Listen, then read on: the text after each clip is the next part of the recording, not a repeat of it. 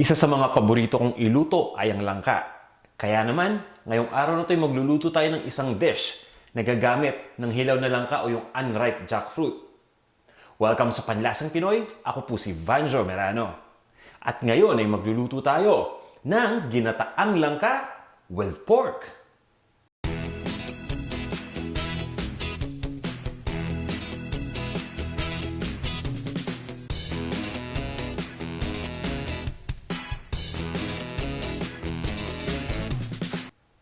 Ito yung mga ingredients na gagamitin natin para sa dish na to. Yang jackfruit o hilaw na langka. Ito naman yung pork. Sibuyas.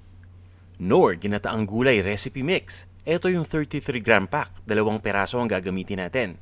Kailangan din natin ng sili at ng bawang. Bukod sa mga ingredients na to, gagamit tayo ng tubig at ng mantika. Ito naman yung kompletong listahan ng mga ingredients. Kasama ang sukat ng bawat isa.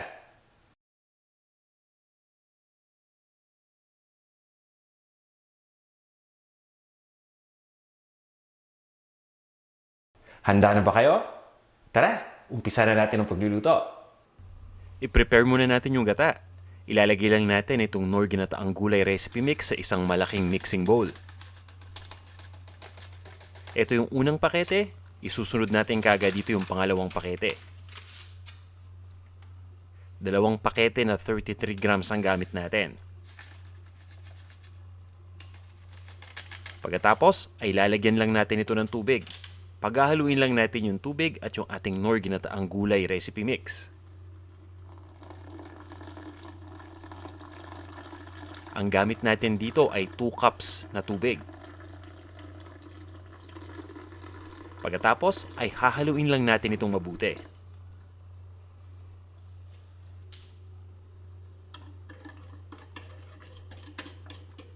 Sisiguraduhin lang natin na na-dilute na yung powder dito sa tubig.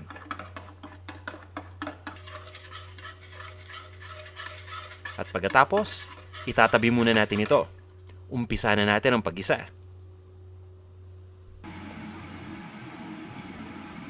Magpapainit lang tayo ng isang cooking pot at lagyan na natin ito ng mantika. Kapag mainit na yung mantika, ibig sabihin yan, pwede na nating igisa dito yung sibuyas.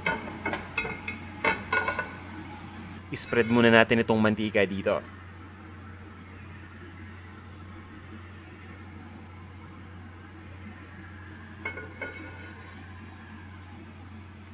Ito yung dilaw na sibuyas na chinap lang natin. Pwede kayong gumamit dito ng pula o na puting sibuyas.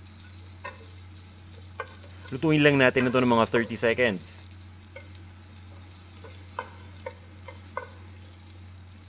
At pagkatapos ay ilagay na natin dito yung bawang.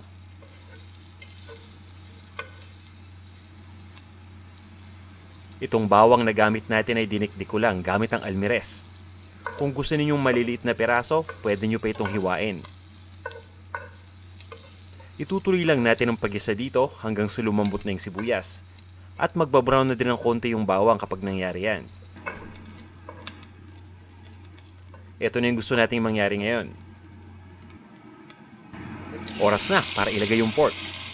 Mas maganda sana dito kapag ang gagamitin natin na pork ay nahiwa natin ng maliliit at maninipis. Nang sa ganun ay madali itong maluto at mabilis rin lumambot. Itutuloy lang natin ang paggisa dito hanggang sa mag-brown na yung pork. Kadalasan dito mga 5 to 6 minutes ang ginagawa ko.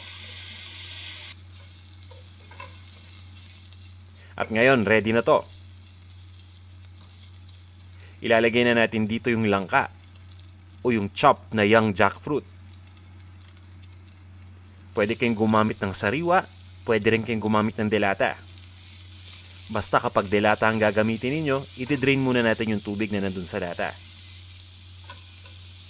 Itutuloy lang natin ang paggisa dito ng mga 3 minuto pa.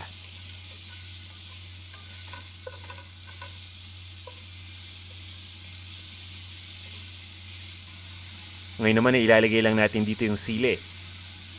Ang gamit ko dito ay chopped na Thai chili. Pwede kayong gumamit ng siling labuyo dito. Kung hindi kayo mahilig sa maanghang, pwedeng hindi na kayo maglagay ng sili. Hahaluin lang natin ito at itutuloy lang natin ang paggisa ng 2 minuto pa.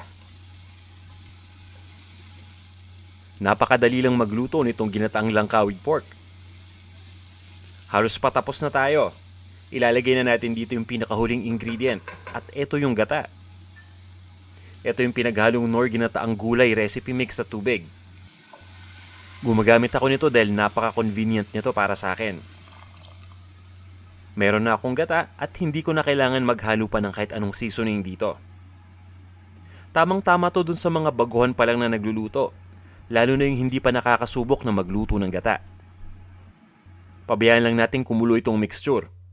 At pagkatapos, hahaluin lang natin ito once in a while.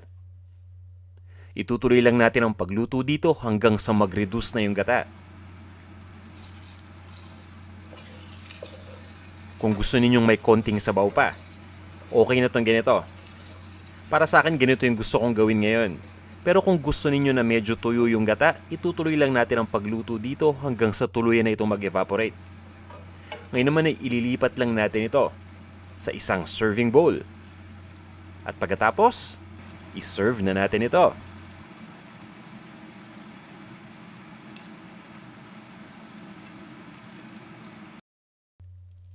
Ito na ang ating ginataang langka with pork. Tikman na natin itong ating ginataang langka with pork. Kuha din tayo dito ng may kasamang sili para sakto yung anghang.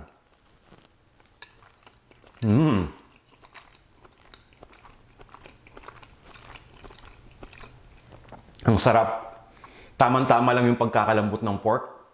At yung texture ng langka, okay na okay. Ang pinaka nagustuhan ko dito yung gata. Talaga namang rich and creamy. At meron pang konting sili kaya okay na okay yung pagkaanghang nito para sa akin.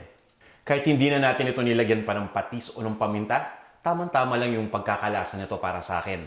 Alam nyo, napakasarap nitong kainin kasamang mainit na kanin. Tama-tama tong pang-ulam sa tanghali o kahit sa hapunan.